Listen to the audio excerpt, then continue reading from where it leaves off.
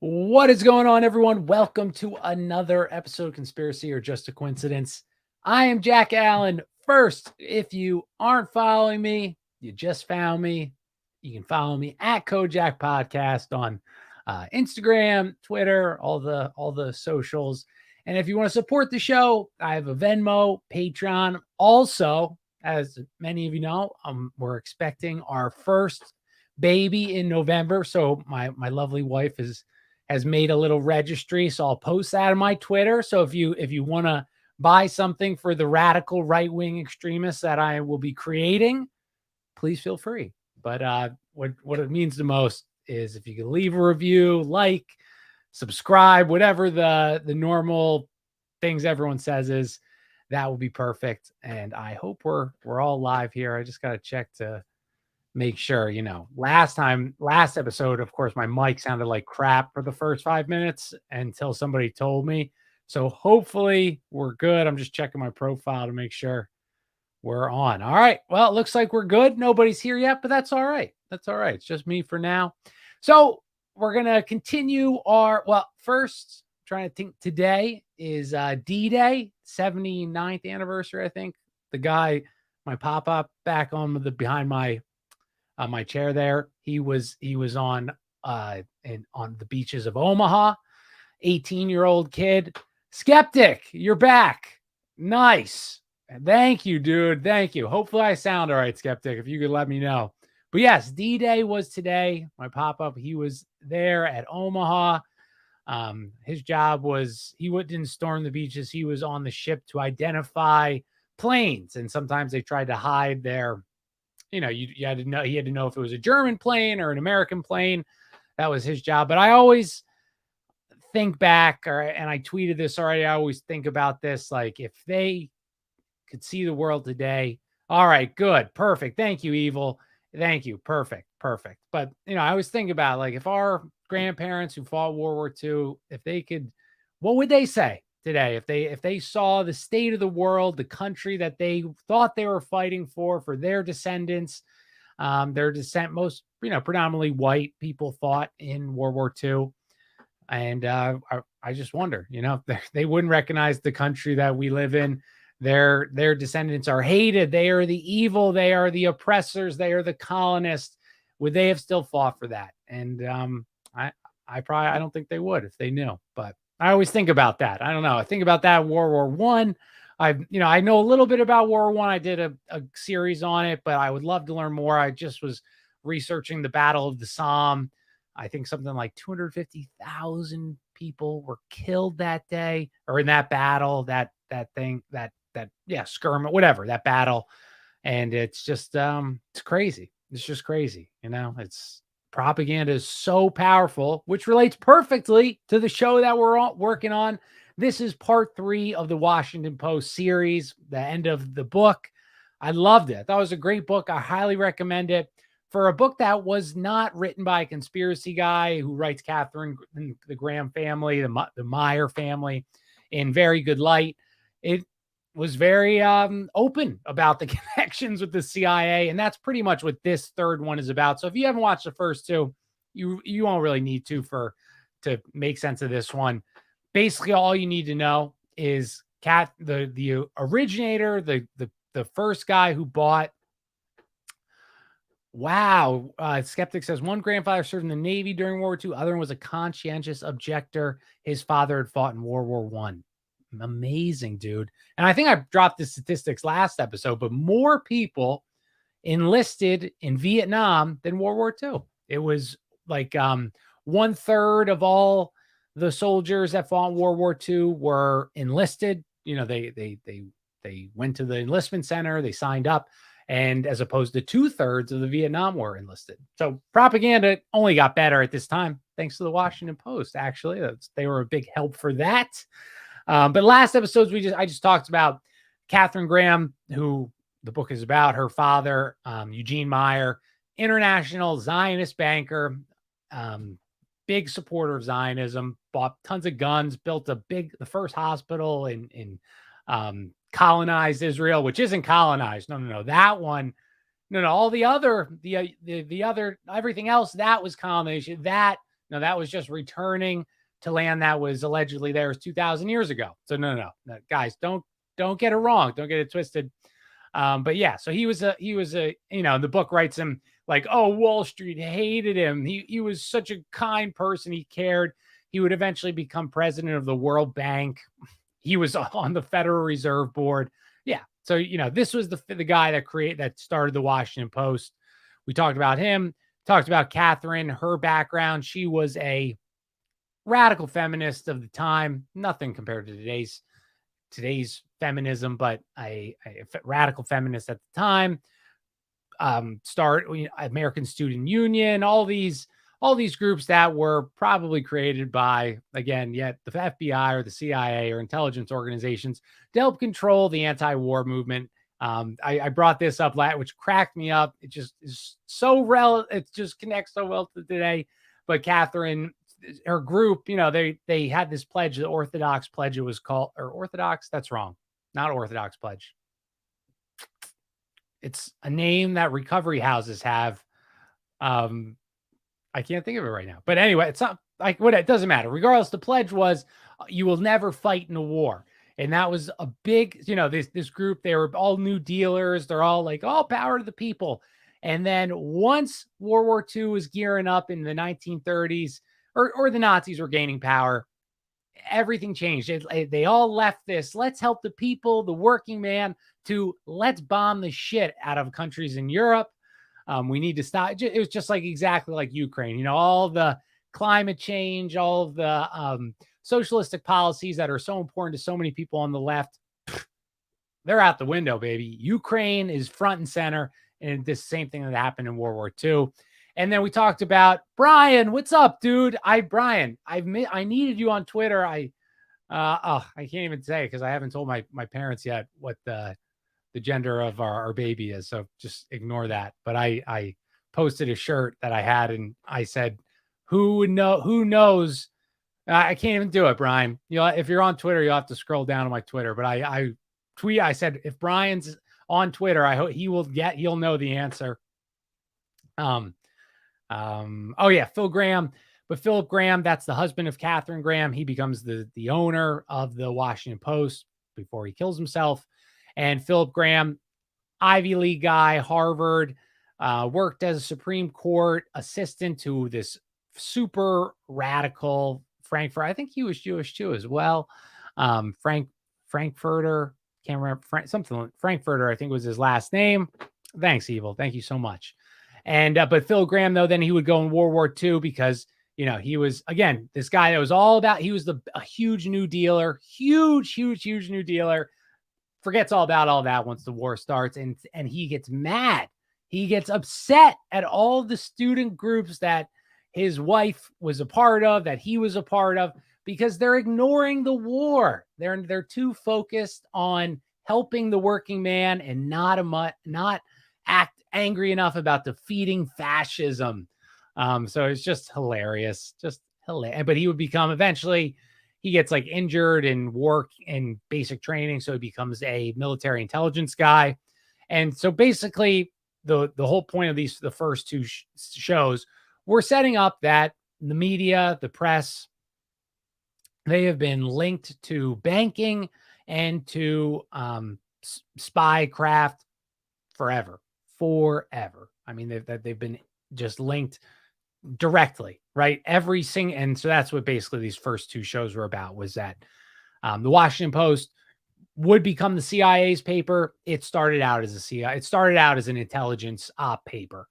So this is our third one. This one, as always, I probably say this each show, but the last one's always my favorite to wrap it up. So we'll get right. And then also I want to say I'm reading a book. I don't think I'll do a show on it because it's more like it reminds me a lot of like it's like Jay Dyer wrote the book. It's like a logical thing. But I just was flipping through this book. I think it's called Drug Cartels Do Not Exist. And I know that we all know the CIA is behind the global drug running. They have been since Operation Gladio started in the 40s, 50s. But the drug cartel, and this the only thing I'll say, then we'll get back into the paper. But I found this argument so interesting, was that the drug cartel, they make it seem like Mexico is a narco state. And they did that. It was a propaganda campaign there was actually, when the federales in 2007 finally, it was like, oh, it's a narco state. We need to stop this. Let's ramp it up in 2007. Yes. All right, Brian, you got it. Yep. There we go, buddy. Nice. But the drug cart, more murders happened after the federales got involved in 2007 than the decades previous, when drugs was a total narco state and all these things like that. And basically the point of the book is that if these cartels were actually as powerful as they say they are, they would have a monopoly on violence, but they do not. And if nothing is more evident by the El Chapo being arrested. And the New York Times quote, I highly recommend go find it, when he was arrested. But the quote is something, I'm going to butcher it a little bit, but it was basically like, El Chapo always has at least 300 armed guards. And once going back and looking at it, it just makes you laugh. 300 armed guards at all times. He could get facial surgery to change how he looks. The most ridiculous, outrageous things. But when they arrested him, not a single shot was fired. So is it a narco state? If it was a narco state, I think you'd have a little more issue arresting the top dog of the drug cartels. It's just an invisible boogeyman. The drug war, all these things, it's always invisible boogeyman's. Germs, drugs, terrorism. That's the best enemy for a government to have, because who is it? Who is it? You don't know who it is. And so you can just keep replacing the boogeyman. You can keep replacing the bad guy. And so I found that I never thought of that idea, that the way logically thinking about drug cartels, but it's true. Right. And it reminded me a lot of the mob and all of like the movies and especially in South America, they've, drug cartel novels are very big. They're all the same. It's literally every novel that's popular. They have a Versace shirt, a gold AK-47, and they create these characters just like a movie. And so it reminds me a lot of the mob, how the mob, is this, once after they denied it existing for 40 years, when they finally said, oh, okay, yes, there is organized crime in America, then it was just an ever revolving door of an enemy of you. How did we get the RICO? How did we get the RICO? When did the RICO charges come out and able to arrest people that may have not done anything illegal, but because they are affiliated with a group that the government deems as a gang, as a criminal enterprise, you can be arrested. That's how they brought down the Hells Angels. That's how they would bring down the mob. So they use these invisible enemies constantly. So I just never heard that logic behind of drug cartels. So I thought that was an interesting book. But let's get back to the Washington Post. Sorry, I'm super dehydrated. Okay. All right, let's go. So Philip Graham, we talked about that. He joined Eugene Meyer, Catherine's dad, in 46. He had because Meyer had just accepted a position to be the president of the wonderful organization, like I said, known as the World Bank. Phil was only 30 at the time, and him and Catherine, totally by chance, would purchase a home that belonged to a man by the name of Wild Bill Donovan. If you don't know who Wild Bill Donovan is, he was the elite OSS director, the precursor to the CIA. Again, what are the odds of that? What are the odds of that, right? And Donovan, he built the organization that would cause millions of deaths, millions of stolen resources, espionage. That was also why the cartels were created, because a lot of this land that American capitalists had resources, oil, whatever they wanted access to. Well, how do you get that land? How do you get people to leave? Well, you just say there's violence every day. You say that people are being slaughtered in the streets, that are being, it's just so, all these events, the atomic bomb in Japan, how each death that happened after, within, I think, 10 months after the alleged atomic bombs were dropped, you could have been hit up by a bicycle. You could have had a heart attack. That was a radiation death. So it's just the same exact moves over and over again. But anyway, all right, let's get back to Washington Post. Hey, Barbara, how are you? Thank you for coming. So nice. So nice. But Phil Graham, not a very present father. Catherine basically managed the kids while he focused on the paper. Phil was a genius, media-wise, propaganda-wise, paper editing, setting up. He knew which stories to put, how to create the public opinion that he wanted. And as I briefly mentioned earlier, he wants to fight fascism. He's Antifa. That is Phil Gramm, and a current Antifa, the current the people that glue their hands to Starbucks for milk. That's Phil Gramm. And remember, again, he was all about the New Deal until the war started. And it's just not much different than the current way the Washington Post and CNN are today. They how they cover for the CIA. And so Eugene would leave the World Bank, go back to the paper after giving it to Phil 6 months later. And Catherine was in the middle of managing these two huge egos. And this was the quote. It makes me laugh. A quote, I think, from Eugene. It is our purpose that the control of the Post shall be treated as a public trust, and it shall never be transferred to the highest bidder. With the war over and the Post officially transferred to the Grahams in 48, the war was over. The quote unquote fighting of fascism was declining. So it's back. Let's push those liberal policies, baby. Full steam ahead. Let's get this country as communistic, Bolshevik-like as we can, because that's works. The neocons, I mean, that's what I would classify all Phil Gramm and all these people as. They're the neocons of the 40s. They're literally, it's just so amazing to me that it's exactly the same. It's exactly in the 1930s, 40s, 50s, 60s, 70s. It's no different than 2020. It's not, just different topics, different ideas, all that kind of stuff. But so coinciding though with this new fear of quote unquote communist spies, which was real, it was gripping the nation. The Post started buying up other local DC papers to solidify their place in the DC news, because at the time, the Washington Post, surprisingly, was not the top dog in DC. And here's a lovely Phil Gramm quote: "History does not mold men. Men can mold history. We say what history we want to create." Oh no, that's my quote.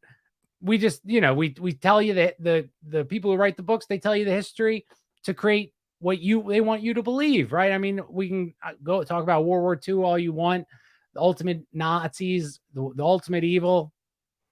You ask any person, especially the boomer generation, they really were bombarded with World War II propaganda because their parents fought in it. But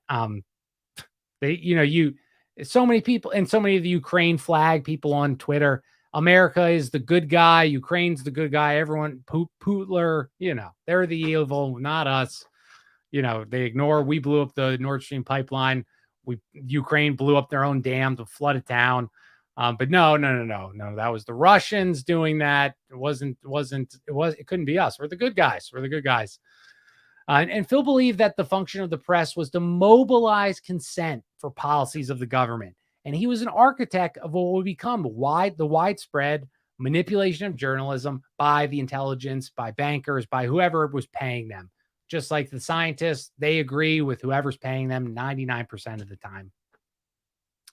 And quote unquote liberalism, even at this time, claims that they were anti-communist, and Phil was a part of this camp. I think about that a lot because, I'm not trying to harp on the boomers. I love, my parents are boomers, but, communism, that's a big, they're very anti-communist. And even liberals today, they still will pull up that facade that they're anti-communist. So I don't think that the power elite, I don't think they want pure communism, because that's pure state control. What they want is a corporate socialism where corporations control everything. The bankers control everything. They don't want the state controlling everything. They don't want, a Stalin-esque character to come in and put them in jail for robbing the public. They want to put who they want, what they have today, but just even more. They want total monopolies, monopolies. That, Amazon, you can only buy everything from them. You guys understand what I'm saying. History will be kind for me, for I tend to write it. Damn, is that a real Winston Churchill quote, Skeptic? Oh, gosh. But basically, Philip Gramm and the Washington Post, they were the neocons of today. They wanted to spread the wonderful American democracy to the world, being the world's police. Phil disliked, even though he's an anti-communist, disliked McCarthy and Nixon's method of rooting out communists.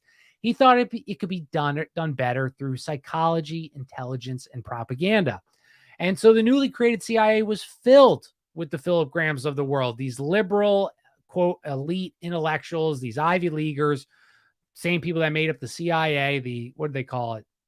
Skeptic knows what they called the Oso Social Club, but that was OSS. But it was just all the Ivy Leaguers. That's who made up the original CIA, Skull and Bones members. So all these people believe the same thing. They believed in this liberal world. They were anti-con. That's always a confusing thing for me because the CIA was so anti-communist. I mean, they funded all these underground revolutionary groups, and today they're so woke. So it's not. I don't believe it's communism that's the goal. It's a corporate socialistic government. That's the real goal. It's not communism. Hello, Peanut Buppy. Hope you're doing well downstairs, cleaning up the kitchen. So the newly created CIA, I just said that, but the CIA was built with the anti-communist liberals. And even at this time, the right-wing world was appalled, even in the 1950s, appalled that the security apparatus was being run by this group of people. Hoover even claimed himself that the CIA was communistic. Graham, who was close with the OG members of the CIA, the Richard Helms, the Frank Wisners, the Alan Dulles of the world, all shared these similar beliefs as Graham. This is why the paper was successful. This is why they continued to grow. And Phil's affiliation with military intelligence, their cooperation was a no-brainer, probably why he was allowed and put into this position of power. But there's the new reporter on the ground, Benjamin Bradley. He got the goods on this famous story about a riot when blacks cannot swim at white-only pools. And Dulles often said that Phil could write propaganda for blacks, but for nothing else. And but this story shows you just what type of sneakiness these honest journalists, these open-minded, these liberal people, that what they really were about. They would only write things that the CIA told them they were okay. Oh, you can write about that. You can't write about, how international banking is enslaving the public, how we're erasing the middle class. No, don't write about that. But you can write about this. Let's cause more division. Let's cause more anger. That's good. That's good stuff. That's what we want. And the reason for this, why the CIA, why the mainstream press pushed integration, pushed just like they do today, pushed that, whites are so racist and everything. And why Amazon, all these groups, they love this. They love having a mandatory requirement of all different races, blah, blah, blah, is because you are much less likely to work outside your race, to group together, to form a block that could combat the policies that are being shoved down our throats, right? If you work at an Amazon, and you are all over the political spectrum, you aren't going to unionize with somebody who believes you are an evil racist, right? You're just not going to do that. So this is why the press, and I hate they're trying to divide us. I hate that line so much. It's such a cop out. It's such a weak stance to take. But that's it. It's not because they want to divide. It's just because you won't work together with people. And so Ben Bradley, who we're really going to get into soon, he reached out to the owners of the pool and he said, I won't run a rough story if next year you promise to allow the blacks to swim in the swimming pool. Phil knew how Washington worked, and his skills would only get better at interacting with the CIA. So Henry Wallace versus the Truman election. So you would think Truman was a Republican, Wallace was a Democrat. So, right, Phil, Graham, the Washington Post, CIA, they're going to support the Democrat, right? Right? That makes sense. That's who they write today. That's who they support today. But you would be wrong in thinking that. Why did they not support Henry Wallace? Well, he wasn't anti-communist enough, and he wanted to end the Marshall Plan and a few other liberal ideas. The reason why they didn't want these things to end is because, again, this is how they're forcing these countries to follow our rules, to follow these liberal ideas, the ideals. Oh, you're not going to, whatever. I can't think of anything. You're not going to, just I'll use today's name. You're not going to promote homosexuality. Well, then you guess you're not getting money. Just like the ESG of companies, you don't push this propaganda. You don't push these. Excuse me. Sorry, I say dinner. You don't push these woke ideals. Well, then you're not going to get funding from us. And all these huge monopolized companies, Tesla, all of them, you think that, oh, they're such great companies. They're subsidized by the government. That they do that because they don't want any competition. They did that with the oil. They did that with schooling. I mean, that's how Rockefeller, that's why all schools are exactly the same. They have the same curriculum, colleges, because Rockefeller created the General Education Board. They said, you want money? You have to do this. You don't do this, you're not going to get our money. And that's why all the medical schools went out of business. That's why all the doctors were taught the same exact pharmaceutical-based curriculum, because all the other medical schools that were these night schools that were allowing farmers and regular people to get an education, become a doctor, they were lowering the income of these Ivy League doctors. And they're teaching things that are holistic healing that maybe cures people. So that's not a successful business. Rockefeller knew his oil was going to be used in pharmaceuticals. Well, we can't have other doctors not supporting that. So it's just the same. Again, history rhymes over and over again. Oh, and Phil would write articles about how Henry Wallace had helped ship uranium to the Soviets and other nuclear secrets. Is that true?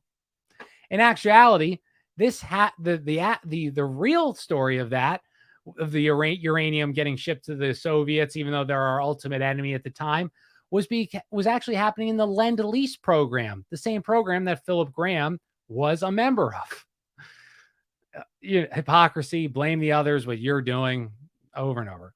And you can contrast that story with the Alger Hiss story, who was a full-blown communist. This was the McCarthy, Nixon era. He was a member of the intellectual elite circles Phil ran in. And what did Phil do? Did he go after him for being a legit, I think he was homosexual as well, a communist? No, he ran stories covering for his friend, doing all that he could to protect him. And Nixon was one of the main attackers against Hiss. So that's what put Nixon on his radar. That's what put him on his burn list, whatever. And Phil was going to get his revenge. So the Post learned of the quote unquote illegal contributions that only Nixon got. No other politician ever got illegal contributions. But Phil ran this story on the page one, and Nixon would have to do his humiliating the checkers speech where, he said, what you want me to give back my family dog? That was the gift. That's what I got. But that was in the 1950s. Hiss would eventually admit to perjury, and Phil had to write the article that, my friend that I was covering for actually was a communist. But Nixon would never forgive Phil for his actions. Phil would never forgive Nixon for his actions, and his wife carried that, and we'll get into that in a little bit as well. So many of Phil's cronies were upset with him running the Hiss article on page when it came out, when it proved that he was a liar, a perjurer, or communist. Just again, like today, right?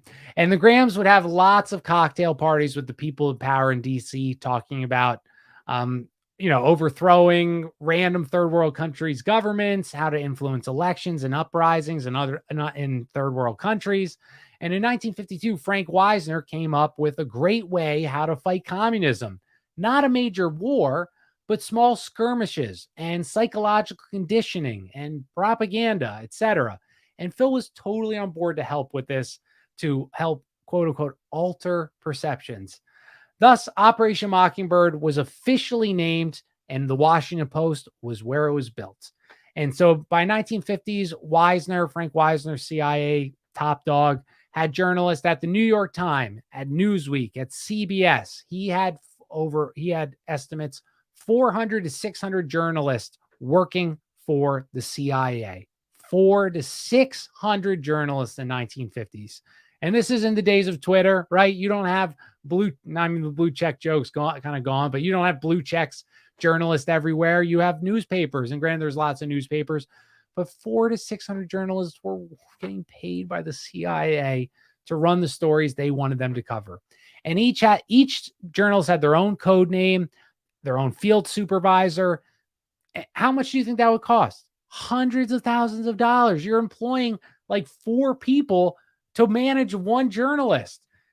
Could we double check that figure? Could we find out how much money was the CIA actually paying to manipulate public opinion, to control the press? That's national security, people. You can't. That's classified. Come on. And it was widely known that Phil Gramm was somebody that you could, quote unquote, get help from. I think that's a Wisner quote. And another Wisner quote was, you could get a journalist cheaper than a good call girl. American press, freedom of the press, democracy. And Phil would recommend target certain reporters for jobs. And Wisner would pay that back to the Washington Post by so at the time, like I said, the Washington Post wasn't too wealthy, right? So Phil would tell Frank, hey, this would be a good guy. He'll write this article. He'll do what you need to do. You can trust him. And so to pay that back, the CIA would pay for Phil's reporters to go overseas, to be an overseas journalist. And Phil justified that in his brain, saying, oh, well, that's not the same as buying a journalist. No, they're just help supporting to finding the truth, And stories from the Washington Post pushed up the threat of the Soviet Union, their intercontinental ballistic missiles, which at this time, America did not, we dropped the nukes, but the military industrial complex didn't totally grip hold in America at this point. But because the Washington Post kept reporting these stories, danger, danger, danger, Soviets building missiles, Soviets building bombs, Soviets are coming, they're coming. It got the American public, and other papers too, got the American public saying, we got to step it up. The communists are coming. So the Washington Post helped build the military industrial complex. This was what they did. This is how, and just what they do today with Ukraine and the press, right? It's the same thing, but that is who built the military industrial complex, was the mainstream media, press, the DC intellectual elite, because they're all together. Just like the Eugene Meyer who bought the paper, it's the same thing. It's just the same type of people. And you can make the case, like I said, I just said that the Washington Post helped create the military industrial complex, if not was one of the lead people that helped create the military industrial complex. Mockingbird overseas was just as effective, encouraging uprisings like in Hungary in 1956, which resulted in 60,000 people being killed. Frank Wisner would end up committing suicide a year after Phil, probably due to prostitutes and media whores. Exactly, dude. There's a surprising amount of overlap between journalism and the intelligence community work-wise, all of it. Yes, absolutely. And I'm talking old school investigative journal, not the horse. Yeah, dude, absolutely. And that's what was so shocking to me, was I knew, the press has always been corrupt. I remember the JP Morgan story of him asking his people, how many papers do I need to buy to control public opinion? They said, you need to purchase these 30 newspapers. He bought them the next day. It was just amazing how even then it was so prevalent. That's what built the press was spy work and banking. And Frank Wisner, though, probably feeling bad after being the cause of, just in Hungary alone, 60,000 people being slaughtered, and God knows how many other thousands of people he was behind because he instigated revolutions and uprisings. He would commit suicide a year after Phil. And again, like I said, probably because the weight of his conscience maybe got the best of him, as it should have. Maybe he said, wow, maybe I really wasn't doing this for the good of the world. I was really just doing it for a paycheck. The Grahams had the who's in all circles, but not usually reporters. That wasn't their big, the reporters weren't invited to the Grahams cocktail parties, the Grahams cocktail parties, except one, Benjamin Bradley. And continuing with the tradition and pattern of journalism, the Washington Post. Who's Ben Bradley? Okay, well, Ben Bradley, he's most known for Watergate and many other things that we'll get into. But let's look at Ben's background. Okay, honest, courageous journalism from the Washington Post. Ben Bradley's father was an international banker. Shocking. His family, what did they do? Oh, they owned the Boston Globe. So another international banker that owned a paper. Oh, wow. That's so weird. It never happens like that. And Phil would put Bradley as his foreign press attaché in 1951, the Soviet propaganda arm, basically. And Bradley was instrumental in utilizing the Smith-Mundt Act, which was created in 1948, to disseminate, quote unquote, information propaganda to foreign nations. Now, you may be familiar with the Smith-Mundt Act, which got approved in 2012 under Obama, because the original Smith-Mundt Act was the approval to push propaganda to Soviet nations, to communist nations, the third world nations where communists were on the rise, that we should put the true information out there to these countries so they don't turn communist. But then in 2012, the Smith-Mundt Act in 48 was written for foreign countries. Well, in 2012, that was switched to you were allowed to do, not that they weren't doing that, but now it was legal to push propaganda to Americans. And this is why the propaganda has only increased tenfold in America, is because of this being repealed or reworded in 2012. But Bradley's work would put him in the center of the anti-communist propaganda battle. The atomic spies, Julius and Ethel Rosenberg. He would write articles condemning their guilt. And the Rosenbergs, if you don't know, they were this husband and wife that supposedly was giving nuclear secrets to the Soviets, to Israel. I can't remember which one.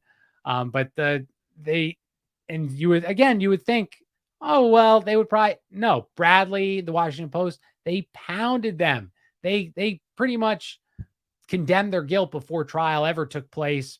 And they would be found guilty, and I think they were killed. I'm pretty sure. I think they got the death penalty. And he would also be involved with the Algerian guerrillas, which was a revolution, shocking, against the French oppressors. And Bradley would be kicked out of France because after they discovered he was clearly acting as an intelligence operative. He was causing dissent, causing uprisings, probably because God knows why. Probably the same reason they do things today. They wanted globalization. They wanted they just want chaos. They want chaos so they can come in and control everything. And look at France today. I mean, dude, what autonomy do they really have? All of Europe, all of Western Europe is ran by America, by Britain.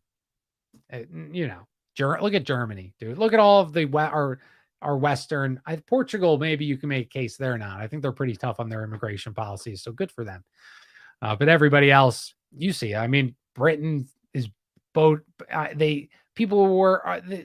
bringing so many migrants in every day, so much money. It's disgusting. And again, no public would willingly champion this cause unless they're propagandized. No one would say, yes, I'm poor. My fellow countrymen are poor. Let's bring more people in and make our people even more poor, because that doesn't make any sense, right? That doesn't make any sense. So why would you do that? You wouldn't, unless you're just so brainwashed that you get it. You get it. But anyway, okay. So anyway, Bradley, he would eventually start writing for Newsweek, where he met CIA agent Richard Helms, who would become the director of the CIA in 1966. Helms, how did he get in the CIA? Well, Helms, his grandfather, what did Richard Helms, CIA director's grandfather, do? You want to take a guess? There's only like three options, okay? They're either like a CEO of a major predatory monopoly, but he was an international banker. He was a member of the Astor Foundation, which coincidentally owned Newsweek. Oh, imagine that. So Ben's grandfather was an international banker whose company owned the paper that his grandson would end up leading. I'm sure zero issues with honesty there, with where your loyalties lie. I'm sure totally he was just an honest journalist. Yep, exactly, Brian. And banker, as they always are. And Bradley would let Graham know. So he worked for Newsweek. Newsweek, no one knows it's for sale. No one knows. But Ben Bradley knows because his grandfather works for the company that owns Newsweek. And he quickly sends Mr. Graham a little message and says, hey, it's for sale. And Philip Graham was a bipolar guy. That's why probably one of the reasons why he ended up killing himself. He would have manic episodes. And in one of his manic episodes was the time Newsweek was put up for sale. He put it down a $1 million down payment. Where did he get that $1 million from? Oh, none other than a CIA agent helped make that deal happen because the CIA they just want an honest press. That's all they want. That's all they want. And you would think Phil would be intimidated by his wife, right? I mean, his wife is her dad owned the paper. That's why he works at the paper. That's why he's rich, because of his wife. Quite the contrary. He was kind of like hated his wife. She was the butt of the jokes about her intelligence. His colleagues at the paper treated her that way, and she'd get some payback at the end of that. But he was very mean to Katharine Graham. And Phil was very close with another guy that you are probably familiar with, James Forrestal. Who was Secretary of the Navy, very powerful guy, who also suffered allegedly from manic episodes. And in one of his manic episodes, James Forrestal, I believe he was against something. Now, alien people tell you it was an alien reason why he got killed. It wasn't that. There was something else that I learned later that he was against. I just can't remember what it was. But eventually he quote unquote jumps out of a window, as many people do who become enemies of the military industrial complex. He jumps out of a window, and I think Phil saw a lot of himself in James Forrestal. And Phil knew how the game was played. He was close with both LBJ, JFK, and Phil was instrumental in getting the Civil Rights Act passed and forever linking the Democratic Party with the African American community. It was because of the Civil Rights Act in '64, LBJ's Great Society. Prior to that, as you know, this is the common Republican thing. Who funded who started who was a party of the KKK? The Democrats were the party of Abe Lincoln. But they obviously, so prior to that, African Americans voted Republican predominantly. The South was Democrats. They were the Jim Crow, blah blah blah. But the Great Society changed that forever and locked the African American community into voting Democrat for the next 80 years or whatever 60 to 20, 60 years, 65 years. And just like so and so Phil and Washington Post wrote all of these amazing articles about LBJ, pushed LBJ, wrote articles about his Civil Rights Act, about how amazing it is to help get it accepted by public opinion and passed by Congress. And just like everything that the left does and these progressive ideals do, on paper, they sound reasonable. Just like when we made gay marriage legal, right? Like, is it really the government's business to know what you're doing in the privacy of your own bedroom? That's the argument they use, right? And no, I can agree with that. I'm a rational. I don't want the government, saying, "Oh, banning my marriage with my wife because she's not white." Right? I get that. I accept that. That's reasonable. But that's what they do. They start out reasonable. Women should be able to vote. Yeah, they should be able to vote. They should have rights. Yeah, they should have basic rights.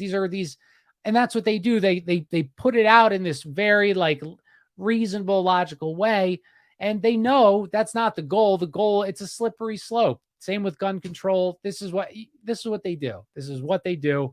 But regardless, the Civil Rights Act brought us to where we have today. Affirmative action, quotas of how many people you have to have employed in certain companies. Insurance. I don't think insurance. I think that was more New Deal stuff. But also these rules are passed because it eliminates competition. That's why the New Deal was put through. The New Deal, you need to have, if you have employ over 50 people, you need to have health insurance. You need to have this. You need to have that because we care about the workers. Is that why? Or was it because They didn't want any new business, new company rising up, knocking off the top monopoly dogs. That was why they did it, because they knew that a new company couldn't afford to pay for insurance for all the people. They do that still today. I with the COVID rules. If you had over 100 people, this is what they do. This is what they do. It's anti-capitalistic maneuvers that they put under the guise of progressive policies.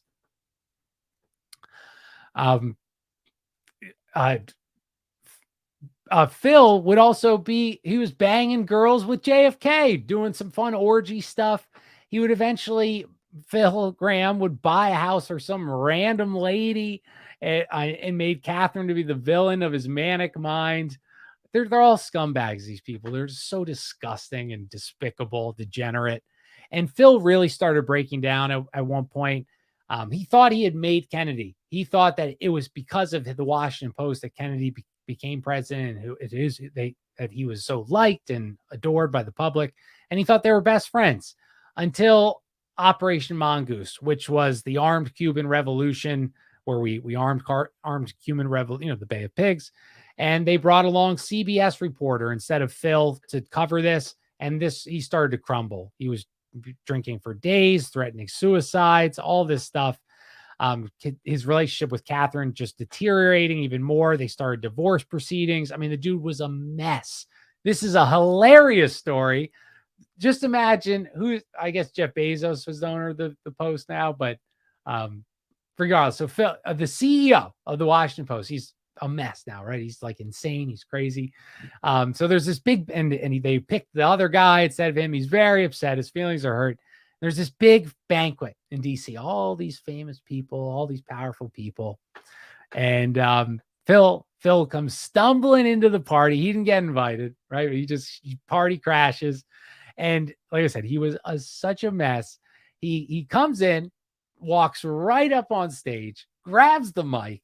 I mean, this is hilarious. He grabs the mic and he just takes the mic hammered and he goes, I will tell you who in Washington is sleeping with who, and beginning with President Kennedy. And he started naming people that Kennedy was sleeping with. And he just kept going and going and going. And the first woman that he named was a CIA agent's wife, Cord Meyer, who we're going to get into in a second. But could you imagine that? Like, I'm trying to think. I don't know. Brian Stelter. That's a good. Imagine Brian Stelter coming into a huge DC banquet, hammered, grabbing the mic, and just going crazy. I wish I could see that happen.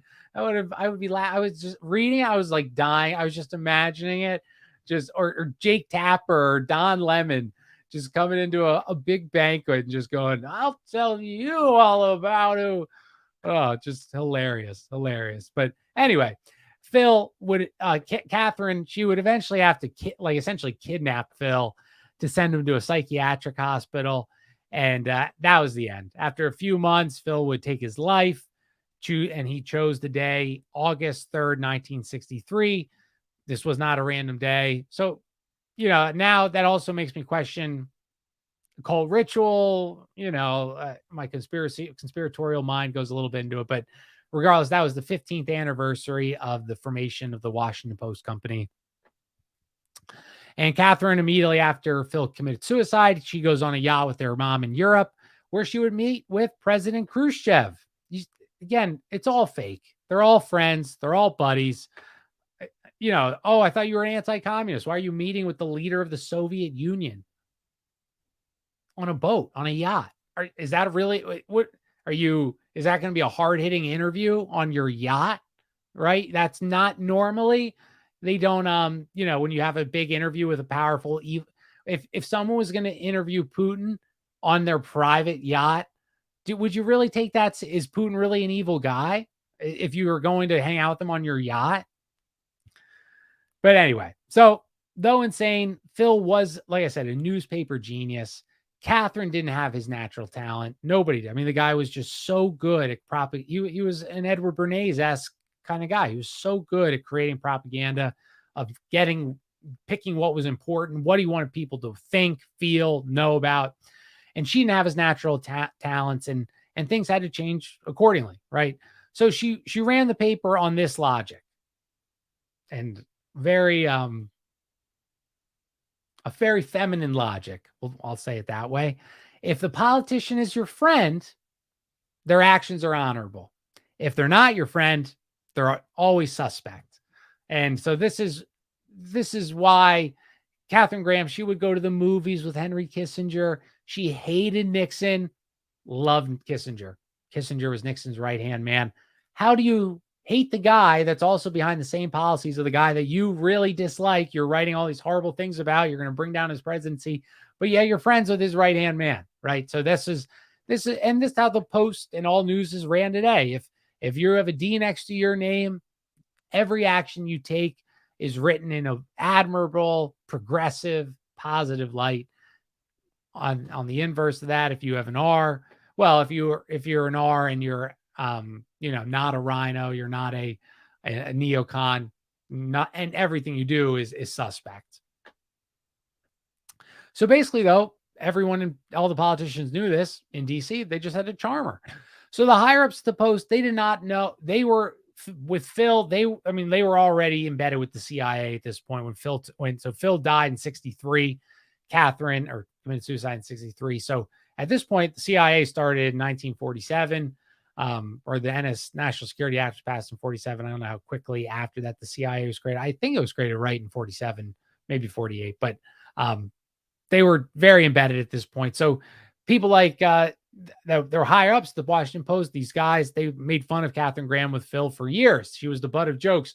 They don't want to tell this woman these secrets. They're secrets. They're things that if an outsider saw, maybe they could be misconstrued as corrupt, not very good, because they were corrupt and they weren't good. So they didn't know what to tell her. So how in exchange for exclusive stories, certain agencies, politicians be written in a special light. This guy, Joseph Alsop, he's an intelligence guy. He's a journalist in World War II.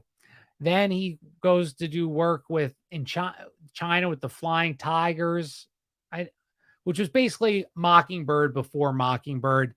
And his quote was, "Newspaper man doesn't have a duty to his country, is perfect balls." So what he's saying here is, if you're a journalist, it is your responsibility to write patriotic articles to support America or support America at the time, much different America they're supporting, one that we would recognize. Today we wouldn't. And then, or senior editor Alfred Friendly. He was an employee of the Post from 1939 to 1951. At the same time, he was an honest journalist for the Washington Post. What was he doing? Well, he was spending a lot of his time in the Air Force Intelligence Unit and director of overseas information. Whenever you hear information and overseas, you can bet your bottom dollar that is not information and it is propaganda. So the Post is the intellectual, quote unquote, elite who got comfortable helping pass policy and culture. This was huge. Walter Lippmann, he was a Washington Post columnist. In 1925, he wrote this book, this article, whatever, called The Phantom Public, where basically he said, and this is 1925. He's basically said that the freedom of the press is necessity, or the freedom of the press necessity for democracy is bullshit, because the public is not smart enough to decide affairs of the state. Decisions ought to be left to those with experienced and seasoned judgment. And that was in 1925. So to anybody that's ever, and I say this probably all the time, but anybody that ever says the press is been on, Walter Cronkite just told you the news, that was written in 1925 from a huge journalist, that the public doesn't know, and what they don't know. They shouldn't have a say. They're too dumb. And how does the press view us today? The same exact way. They think we're idiots. Remember during Schmovid, don't research. Oh, you research that? What are you? Oh my God. You're a researcher? They mocked people researching information. Oh, that's what a dumb person does. Oh, so a smart person just would regurgitates and parrots back exactly what you tell me to think. I got it. Thank you. Okay, I didn't know that. I didn't know that. And so you can see how this ideology grew, right? It has been with the press since the beginning.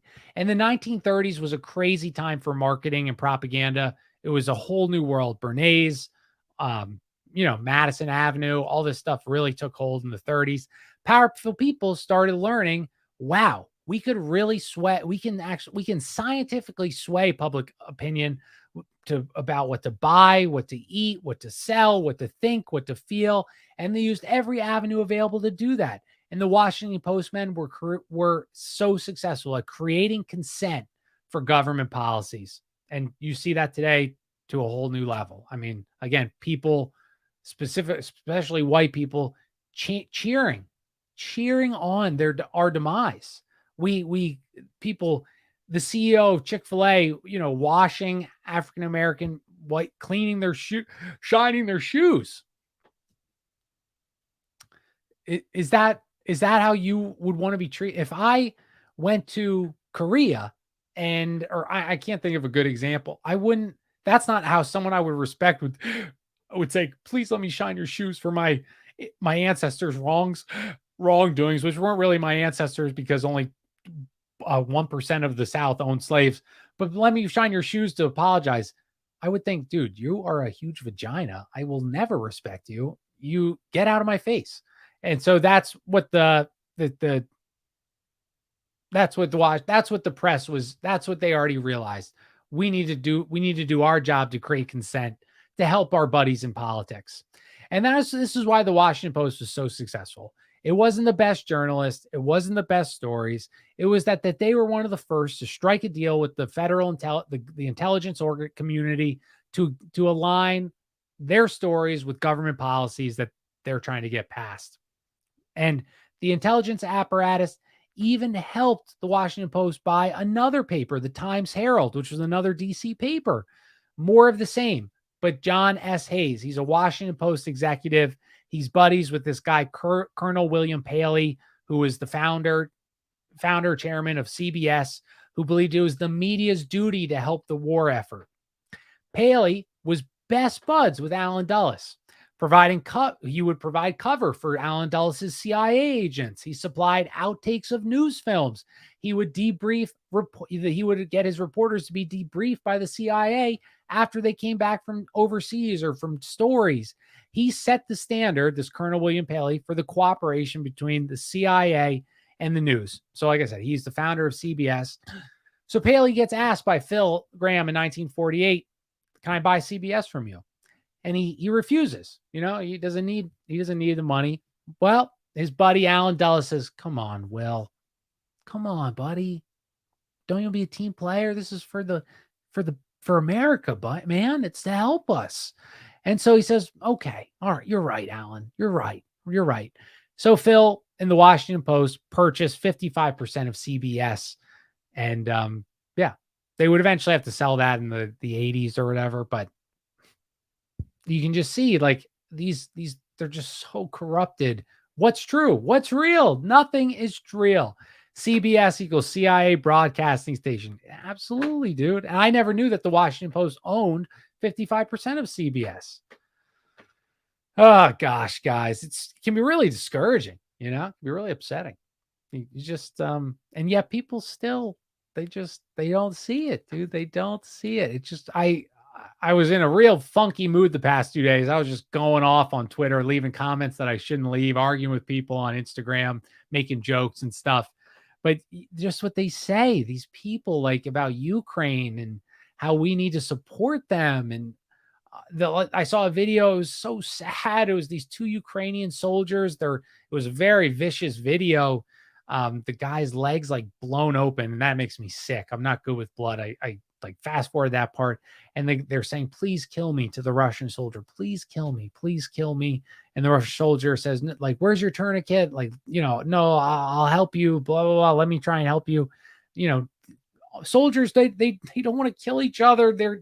it's poor people fighting poor people for rich people. They don't want to do this. I forget what the one a comment I commented under it was, whatever I said. I mean, something like, this is so sad. Like, it's just disgusting. And someone commented like, championing, like first I think they said, no, those are Russian soldiers that were dying, and the Ukrainian guy, it's just, they cheer.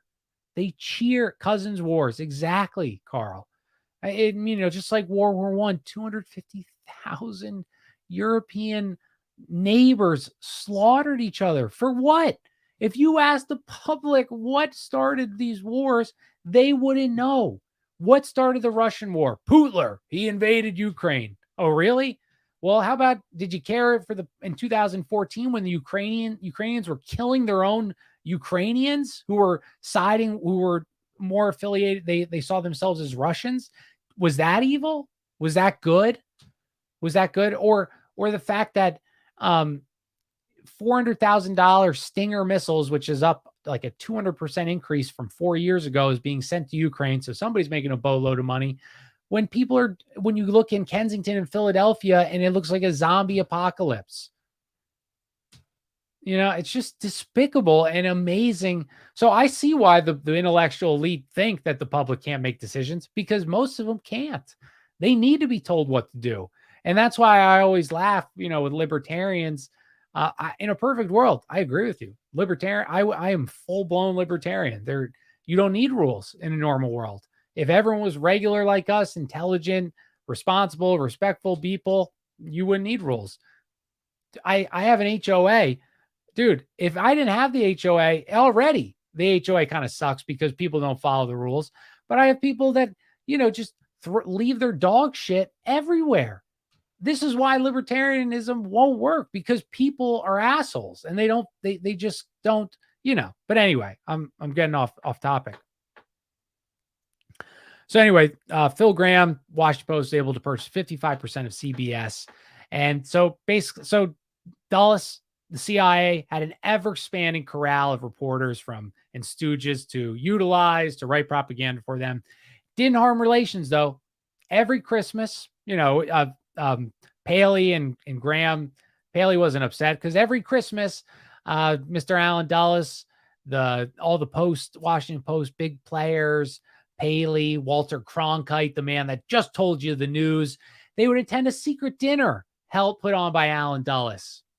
Oh, I'm sure, again, that doesn't cause any issues for loyalty, for integrity. Going to a special elite dinner with a person that's doing morally ambiguous, illegal, murderous acts, but you go attend a dinner party with him and you shake his hand, you make jokes, you laugh, you break bread. I'm sure that's not going to affect your article that you're writing about how in Guatemala, how the CIA caused a revolution that killed 2 million people of a population of 4 million.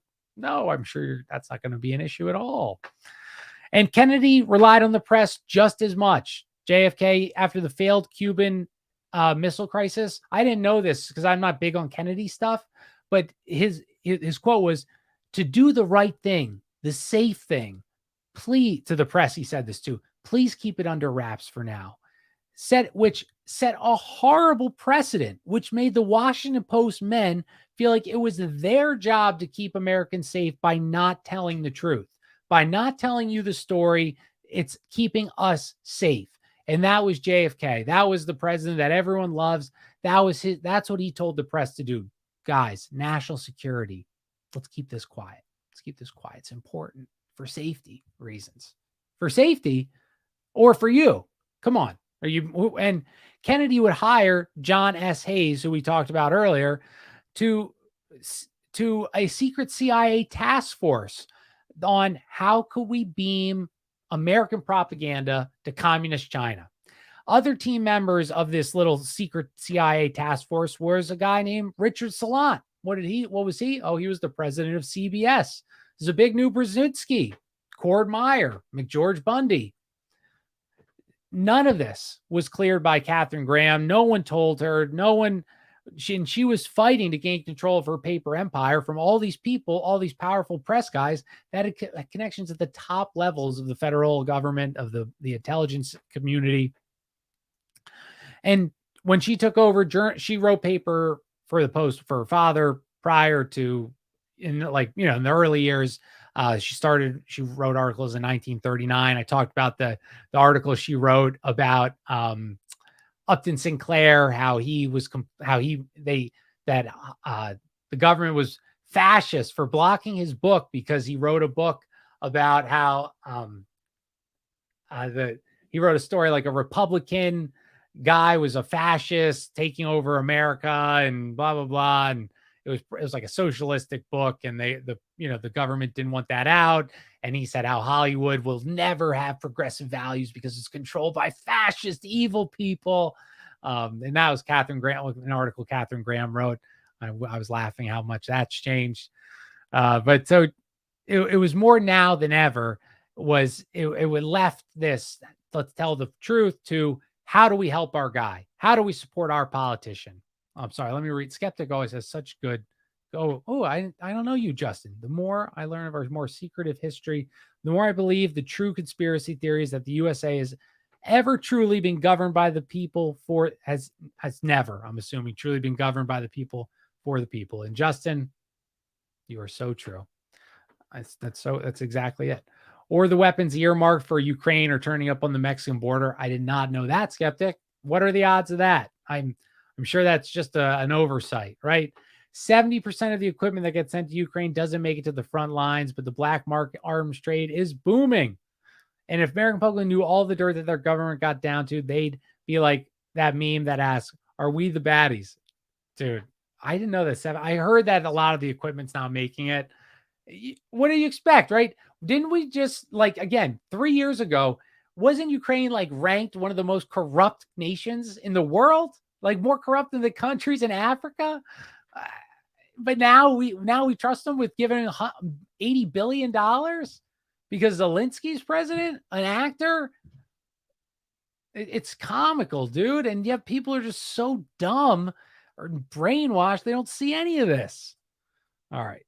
I'm getting and this is I gotta get, I still got a lot to go. I'm going too long, and this is the best part of the whole thing.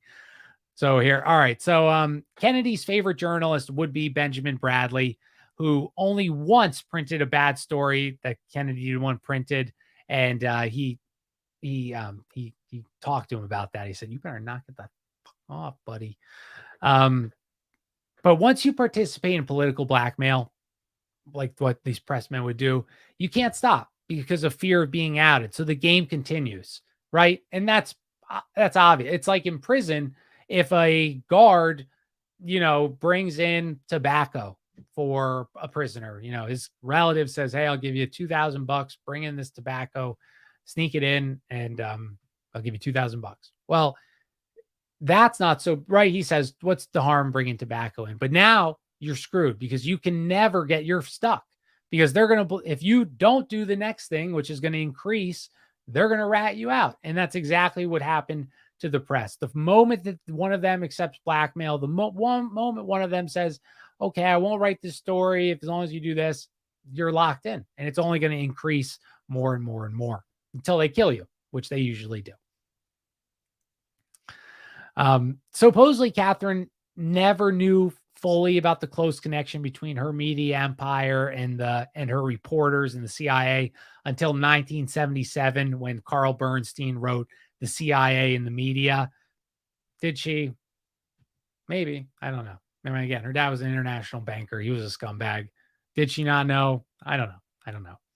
But Alfred Friendly, he was this I already kind of mentioned his name, Washington Post high up. He wrote an internal memo in 1958, and this memo was huge. It was like the golden rules of journalism. And he wrote all these rules and they were basically like, if a politician says off the record, you can't write it. Okay.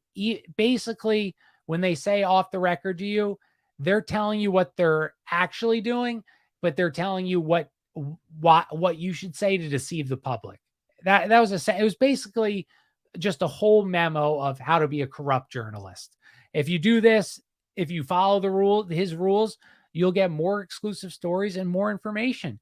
And he encouraged, again, this is one of the top guys in one of the biggest papers in the United States. He encouraged his reporters to not get stories outside the boundaries of this system because they would be worthless. And no stories outside his boundaries were published during the Kennedy years, which is why the public loved him, because not a single bad article would be written about John F. Kennedy over the years.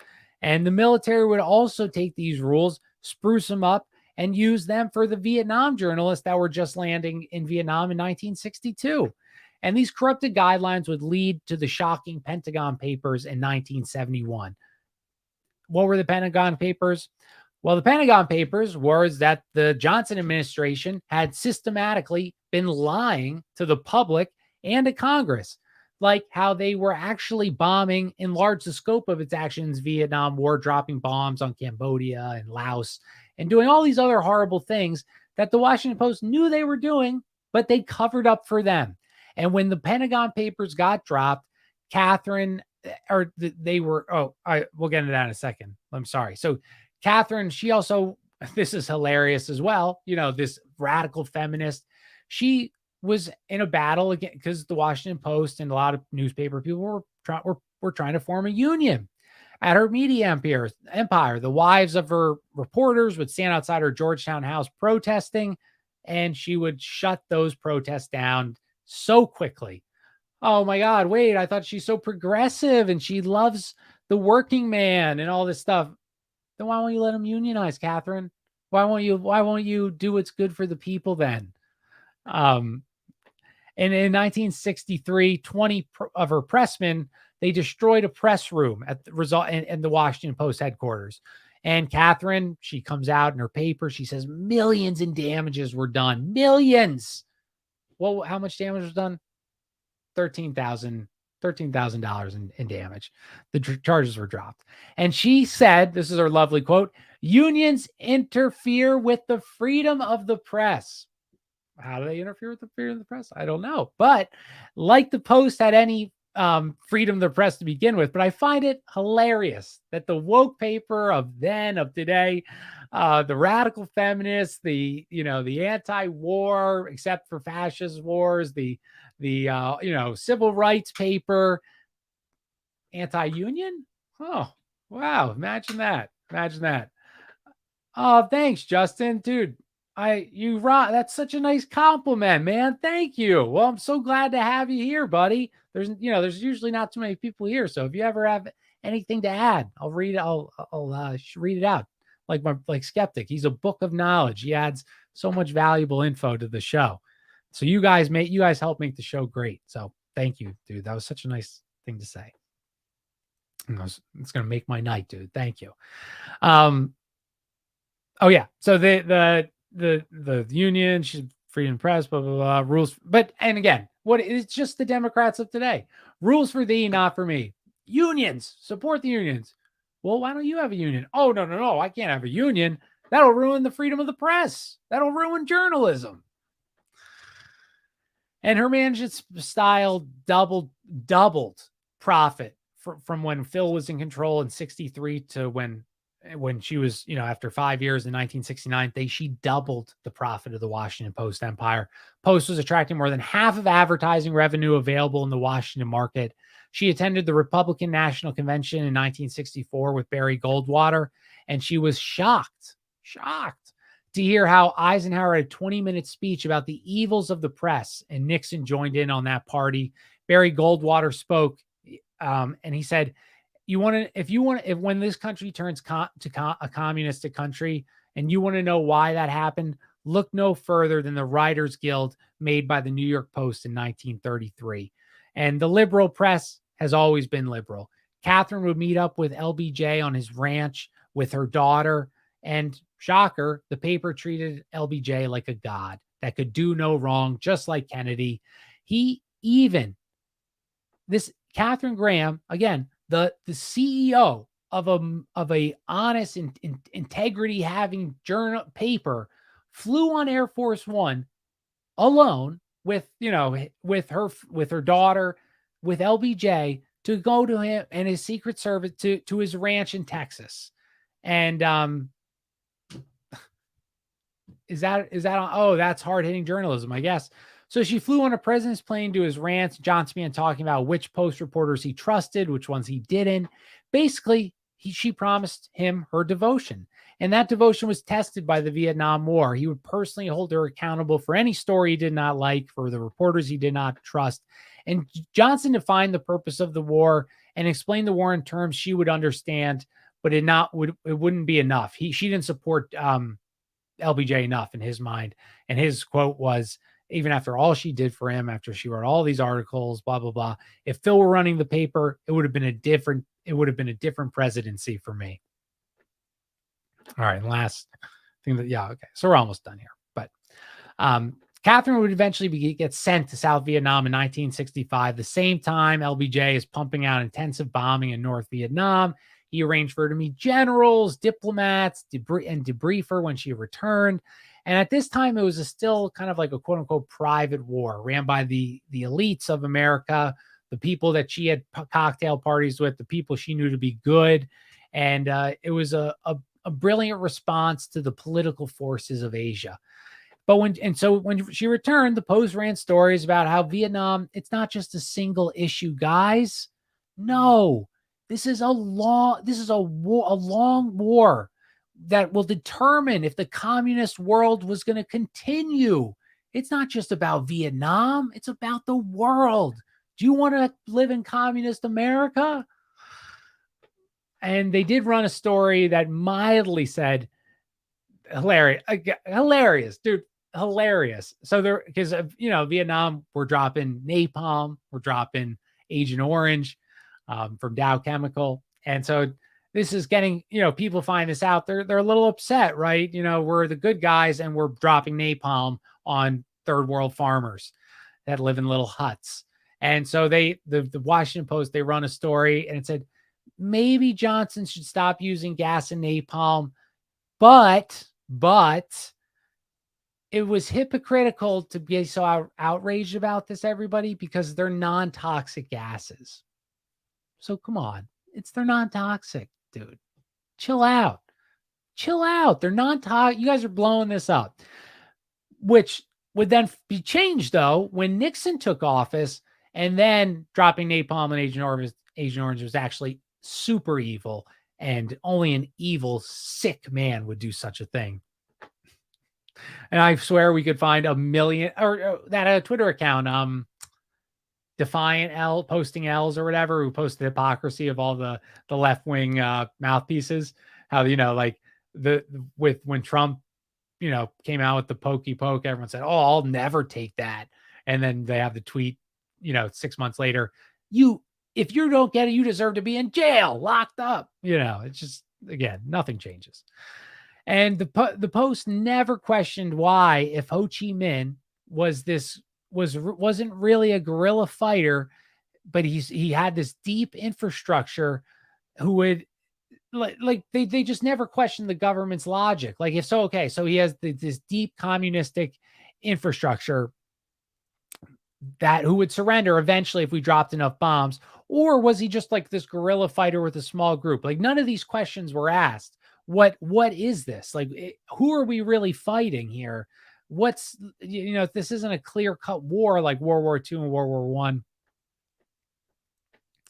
And more bombs were dropped in Vietnam than all of World War II, by the way, if you didn't know that. And the Post supported the war longer. The Washington Post supported the war in Vietnam longer than any other major newspaper in the nation. And she would replace eventually Alfred Friendly with Benjamin Bradley from Newsweek, the grandson of an international banker of the Astor Institute, which also, I have to say this, I love that post. Oh, they sunk the Titanic because Jacob Astor and Guggenheim were on it and they didn't want the Federal Reserve. Yep. That's it. You guys solved it. Right.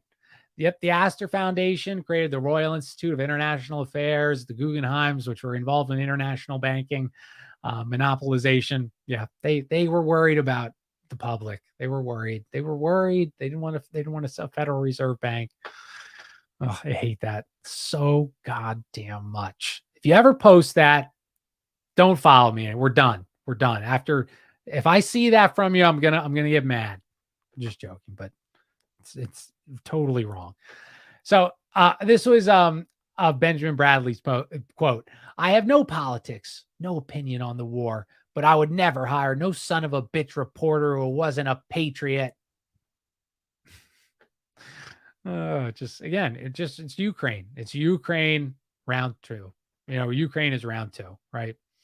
And reminder, Ben Bradley. Okay, so Ben, let's get back to Benjamin Bradley because he's so important. So he was very close with JFK. Why was he so close with JFK? Well, his wife's sister was a woman by the name of Mary. And Mary was one of JFK's lovers. And Mary was also the wife of Cordmeyer, who was a top CIA agent. So she eventually would fall out with Cord because he was doing all these secret missions, and she would go live in Bradley's renovated garage. He turned into an apartment and that's where JFK would come for their bang sessions, was this little garage. And so his relationship with JFK would change a little bit after Mary was murdered under strange circumstances in 1964. A black man, that's who they blamed, of course, as they usually like to do, was put on trial, and he was acquitted and 10 months later released from prison after being held without bail because they had zero evidence to hold this man. The killer, shocker, was never found. A skeptic, the Titanic Olympic conspiracy theory. So that's my only, was it for the insurance money? Was that the flip? Was that why they did it? Possibly. But I know there's no way that they sunk, JP Morgan and them got together and said, let's sink the Titanic to kill Guggenheim and Astor, because they were not, again, they were absolutely, the Bank of England existed for years. The Astor family was very close with the Bank of England. That doesn't make any sense. But anyway, so this JFK's lover, she's mysteriously murdered. And the mystery gets even more crazy when CIA chief of counterintelligence, James Angleton, he's the one that searches her studio after the murder. He finds a diary.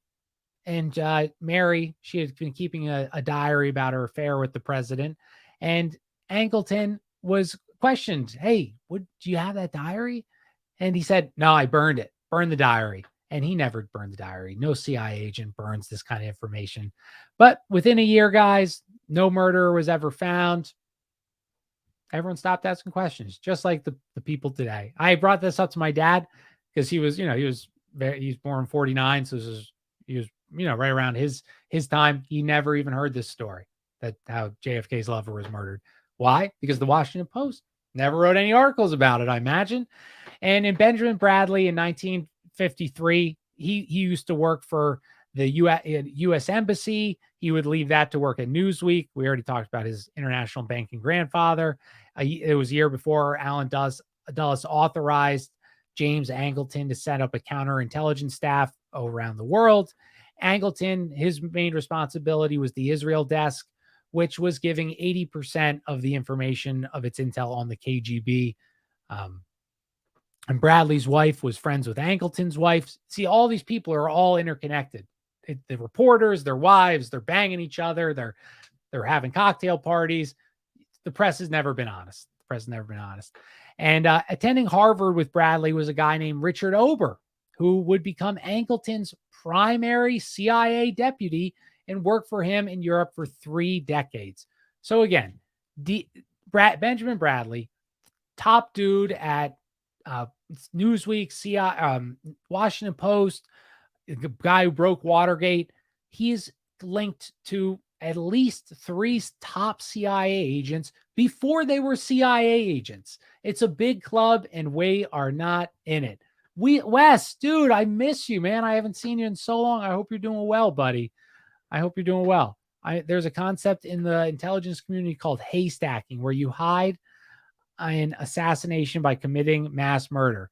Absolutely, dude. That's I feel like that's what Program to Kill is like all about, right? The serial killers were just covers to knock out rituals and certain people. So, but I never heard that phrase before. See, you always add such good things, Skeptic. You always help make the show. Okay. So yeah, so Bradley would deny knowing Ober, even though they were in the same, they went to Harvard together. They were in the same, like this weird lunch club that had 30 people in it for 44 years. They were in this club together. And so when Ober was the top man in the CIA during the Nixon administration and the source of all the Watergate information, Bradley would say, "Oh no, I never heard of him. I never heard of him." Bradley, Ben, isn't this you and Ober in the yearbook photo of the club? Oh, no, I never saw that guy. Never knew him. Your club only had 30 people in it. For 4 years, you never saw him? No, no, absolutely. Of course not. No. And during the war, Bradley would be handling classified cables and coded messages in World War II prior to him working for the press. So again, Phil, Bradley, all these people, they were intel officers who became journalists. And he used his falling in military industrial line, and Bradley would help promote the fight against communism for his entire career. And we're almost done here, but this is like the best part of the whole show. Richard Helms, CIA director.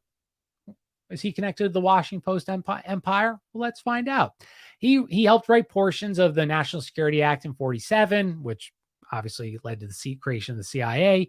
He promoted research into codes and secret language writing and stuff. His agents would be the ones that would penetrate the government of the Soviet Union and other leftist political parties throughout the world. Another guy, Frank Wisner, the father of Operation Mockingbird, whose main guy was Cord Meyer. Cord Meyer's wife, Mary Meyer, was JFK's lover who would be murdered.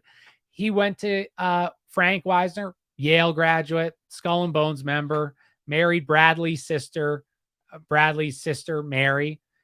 We just said, the woman who would be murdered. Maybe Frank. See that they're all like so closely linked, so I think Frank or Cord was Mary was the wife, but I'm pretty sure it was Cord. But Cord was a top-ranked, highly valued CIA agent, super weird guy. In the 1940s, Cord Meyer, he's top dude in counterintelligence. He joined this One World movement. What does that sound like? One World movement? It's about a one world government, shockingly. That was essentially like this group that they wanted the world to be governed by one form of government, basically just the leftist organizations, unions, et cetera, et cetera. And then 1952, after being a part of this radical leftist group, he joins a CIA agent. And when you know, he knows all the names and players of all the organizations that he just defected from. Cord, why'd you leave those groups? What changed? And he said, I left because I saw that one world government that was forming was going to be communism. I didn't notice it in the beginning. It just hit me at the end. Or more likely, Cord, you probably joined these groups in the 1940s because you were already working for military intelligence and they wanted you to act as an undercover spy. Probably. Just going to go with that guess. And many would realize that this group, the World Federalism, was actually created by the intelligence community as a honeypot to capture left-wing radicals and communists in America. Amazing. Wow. Could you imagine that? And again, Cord's wife, Mary, who would fall away from Cord because he was doing his super secret overseas activities, attached herself to Bradley's wife, who was his Mary's sister in DC. Then JFK met, they would be banging, blah, blah, blah, get murdered. Anyway. And Bradley would get the big wig job using competition, fear. Bradley would eventually leave Newsweek, join the Post as Alfred Friendly's job. The guy who, said, don't write things that the politicians say are off the record, instead lie for them and help them out. And this is how you do journalism. But he got his job eventually. He made sure the Post would never unionize. He was a showman. And because the newspaper guild did not permit firings, he would make people feel as uncomfortable, outdated as possible, hiring younger people, better salaries for better assignments, trying to push out the old time people, or maybe any journalists with integrity. He wanted to push them out. I mean, again, Bradley was connected to 4 CIA agents. He's not going to allow somebody who's honest working for his group. Um, you know, just oh, thanks for still watching, Wes. Yeah, I missed you, dude. We still got to do a show on all your MK Ultra knowledge, bro. You're a beast in that. So we got to talk. We got to talk again. And Catherine, she was loyal to her politicians, LBJ, Kennedy, to an insane degree. She would yell at reporters, even Bradley, for ever writing anything that went against her boys. Kissinger, LBJ, Kennedy. When McCarthy stood against LBJ and became anti-war, again, Catherine, her student groups, her radical feminist groups were anti-war. When McCarthy said he was anti-war, Catherine went to work doing all she could to destroy him in the press. And she was successful. And Bradley would only move up journalists who worked within the intel community system. And one of those guys was Bob Woodward, Bob Woodward's name just popped up recently again because he wrote that book about Donald Trump's quid pro quo or whatever lie he wrote there. So again, these people, they're just still relevant. And they created the corrupt brainwashing propaganda news system that we have today. Bob Woodward, what did he do before becoming a big time journalist? Oh, nothing much. Communications officer in the Navy, went to Yale. Imagine that. Post-war worked at the Pentagon. Oh, shocker. And what did he do in the Pentagon? Oh, not much. Just was in an super secret unit handling classified info at the White House who surveilled the anti-war movement. Carl Bernstein, another famous Washington Post reporter, hard-hitting journalist. He would rise. Bradley didn't like him, wanted to fire him all the time. What is Carl Bernstein's backstory? Well, nothing much, just the son of 2 Jewish communists, and that were tried, put on trial during the McCarthy, the hunting of communists. So do you think he's going to be a pretty an open, honest, have integrity when he writes about politicians that are very anti-communist, people that went after his parents? Is he going to be open and honest for Nixon, who worked hand in hand with McCarthy, going after his parents? Probably not, right? Probably not. And after Nixon took office, Catherine felt she kind of liked Nixon. She felt she helped him get into power, and he wasn't playing ball with her. He hated the press. He's like I said, he reminds me a lot of Trump in that regard. And in 1971, when the Pentagon Papers dropped, and it was by the New York Times were the ones who pushed the Pentagon Papers out. And it came out that clearly the Washington Post and all these media entities were lying and deceiving the public, not telling them what was really going on in Vietnam.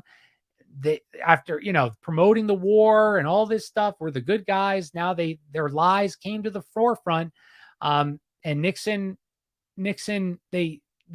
wanted to use this to show how corrupt the Democratic and their media elite cronies were. He wanted to say, see, this is what the media is. They aren't honest. They lied to you for the last 10 years about what was going on in Vietnam. They didn't tell you that we were bombing other third world countries next to how we're dropping deadly gas, causing people to get cancer and all this stuff like that, as any president would do. He was trying to, those his competitors, the Democrat Party. Well, after he did that, then Nixon wanted to learn. With the Pentagon Papers came out, he said he was wanting to dig for more corruption with the Democrats and the workings with the Washington Post. So he used his CIA plumbers in 1972, and Katharine Graham was one of those people that Nixon wanted more information on because her paper is behind all this corruption, all these lies, all this trickery. And by this time, this was the final. Then the media flipped on Nixon. Catherine, she would be the nail in his coffin. She took him down. And as Watergate happened, it got promoted by Washington Post, dropped by the Washington. They were the story that broke the news story. And Catherine knew she was on the chopping block. It was either her or Nixon who was going to win. And she got her attack dogs to do what needed to be done. She had the CIA telling Woodward and Bernstein what to do, how to implicate Nixon. and all the CIA connections that we just mentioned, Angleton, Wisner, um, whoever, all the guys we just mentioned that are relatives, married to, banging, these journalists went to college with and clubs with. She utilized all of their resources to bring down Nixon. And why was the CIA doing this? Because the CIA didn't want known that they were this corrupt organization that Nixon was going to bring to the forefront. And also, Nixon was very concerned with Israeli counterintelligence, as he saw that there was Israeli spies working in the United States government, stealing information, giving it to Israel. And Nixon was trying to figure out what the hell was going on here. Why are we allowing this? And if you don't know, you don't take on the Mossad, you don't take on Israeli intelligence. They've killed many. They've sent so many spies. Jonathan Pollard, a spy that was just caught 2 years ago, it was working for Israeli government. He was working in the American government. He was a spy. Do you think he was arrested? No, he got sent back to Israel. He's fine. He's valued as a hero there. So Nixon knew this kind of stuff was going on. So he's battling too many people. He's battling the press, the CIA, Israel. It's going to be a tough win. You're not going to win that battle 9 times out of 10. And Hoover would even leak a story how Nixon was doing unconstitutional things, trying to monitor radicals' activity in the United States. So essentially being blackmailed, Nixon tried to pull back his Huston plan to monitor the radicals, Nixon just was becoming more and more suspicious of the intelligence community, as he should, obviously. And Nixon was now the enemy of all the intel organizations: Hoover, the FBI, the CIA, the Washington Post, all the press. And even though he was anti-communist, even though he still promoted the Vietnam War, all things that the liberal media elite were promoting, he was asking too many questions and making too many connections with all these people, how they're all in the same clubs. And Catherine would eventually meet with actor Robert Redford after Bob Woodward wrote the book, All the President's Men, which was all about Watergate. They purchased for $425,000. They made a movie out of it. Watergate would solidify the Washington Post as the woman's journalistic paper, the courage, real journalism, and it officially solidified the Washington Post as the paper that it is today. This honest, quote unquote, honest, journalistic integrity, progressive newspaper. And that was it. That was that story only came about because Nixon found out the connections between the CIA, the Washington Post, the FBI, the bankers, the war, all this stuff, in their communistic leanings, their spies, all this stuff. And that was why Watergate became the huge thing that it was because it was their way, just like they did with Trump, with every story they do. And I'm not defending President, Donald Trump, but just like how they try to do this with so many stories, they'd say, on every news channel, like that one with that lady who said he raped her or whatever, the real ugly one, who he said, I would never rape someone like that or whatever. And all the news covers it because it's just the same thing they did to Nixon, right? They all ganged up on him because he was asking too many questions. Nixon was resigned in 1974, and Catherine would have a nice dinner with Gerald Ford as her normal mode, just like she wrote Air Force One with LBJ. She would continue being buddies with Henry Kissinger, who, again, remained untainted from the Watergate scandal, being Nixon's right-hand man, but he was not involved at all. No. He was still a lovely man. Sure, he had the quote, if you control the food supply, you can control the people. He's a good guy. He loves the working class. The Carter administration did not really realize how powerful Catherine could be. They didn't really work with her. So what did she focus on instead then? Oh, international issues. One in particular, how good it would be for America to open up China. Now, whose goal was that? Oh, Henry Kissinger and Rockefeller. And why did they do that? To destroy the American economy, destroy the American middle class, to remove all manufacturing from the United States, put it to China. And as Skeptic just brought up, Henry Kissinger, by the way, is still alive at 101, I believe, just like how Edward Bernays lived to be over 100. These people know where they're going when they die, so they'll do anything they can to stay alive. So I didn't know that. I found that fascinating that the Washington Post pushed, promoted, encouraged opening up China, which you can definitely make the case destroyed America. It destroyed everything.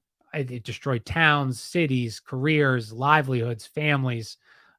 It broke America. It turned America from the most amazing world superpower the world had ever seen to a country that people have email jobs and work as waiters and waitresses. That's all we have left because of opening up China. And the Washington Post was a huge part of that. Catherine would promote her Watergate story, and she would say running this story cost us millions, but we had to do it. We had to. It was our duty as journalists. And didn't cost her too much though, because her net worth was 1.1 billion in 1991. And she would pump up her paper for ending the Vietnam War. Sure, it was the paper that promoted the Vietnam War longer than any other newspaper in the country, but they ended the war. Thank God for the Washington Post. And the Post would also be huge in destroying a guy by the name of Gary Webb's career in the Reagan presidency after he found out that the CIA was allowing the Rick Ross and the Contras to sell cocaine, ship cocaine into America to fund their guerrilla war against their communist, probably not even a communist, probably a nationalistic leader. And again, that's the progressive Washington Post. So that is this story. That is the Washington Post, the paper that was created by the CIA and international banking and the spy work. And yeah, that's it. That's our press. That's the freedom of the press that we have in America. It's banking. It's been controlled by bankers. It's been controlled by spies since at least 1930s, maybe 1920s, maybe even earlier than that. It finally, after all these years, they had ultimate control, ultimate say. Finally, the public is waking up and seeing this is lies. They lie. The trust in the press has never been lower. And I love it. We incessantly mock the reporters on Twitter. Continue to do it. They are the biggest losers. They are these same people.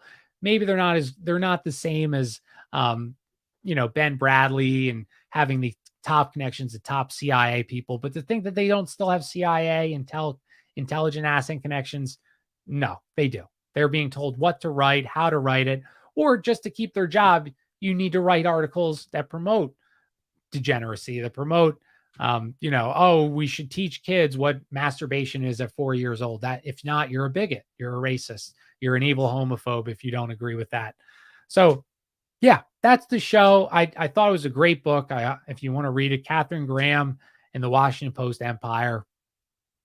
And it just it helps you understand so much. It just so many things that are connected. Like I said during the show a million times, how they in World War II they left from fighting for human rights and benefits and social safety nets to we must end fascism. We need to bomb the shit out of this foreign country that has nothing to do with us. To all right, now we're back. Let's go back to feminism. Let's go back to making sure we get every woman working in a factory so we can indoctrinate their child. And then the Vietnam War. And then we're back into war, baby. We need to bomb to stop communism. That ends. We actually didn't want that. No. We were against the war. And then you have the papers of pushing all the things they do now. And then you have Ukraine. And now we're bomb Ukraine. And once this ends, they'll go back to pushing the propaganda. So, yes. And that's a very important. Gary Webb found with 2 gunshot wounds to the head, as anyone does who commits suicide. Skeptic, I don't know why he's even bringing this up. It's obvious. When you kill yourself, you always are able to put 2 in your head. 1, that doesn't mean why. You want to be sure it's done, right?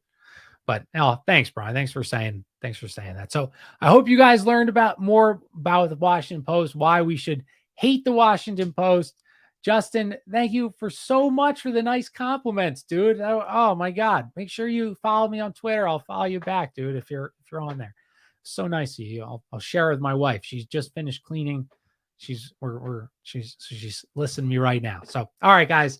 I'm Jack Allen. Like I said, I'll post our baby registry if you want to get anything for I wrote it on Twitter what our baby, but I haven't told my dad, and he listens to the show, so I can't ruin the surprise for him. But if you want to support anyway, I got Venmo, all that stuff. But if you could leave a review, that means just as much. And thanks to all the people in the chat, Skeptic, Brian, as always.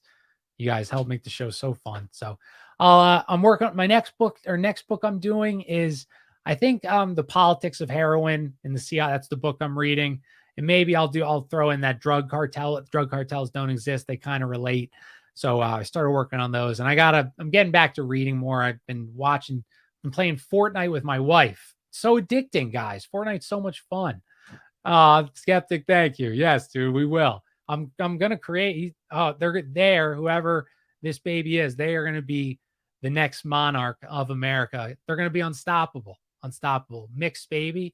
And if I tell them, propagandize them to share ideals, they'll be unstoppable. They'll be working for the Daily Wire by the time they're 12. So, all right, guys, thanks for listening. I'm Jack Allen. Follow me at Kojak Podcast, and we'll talk soon, everybody. God bless.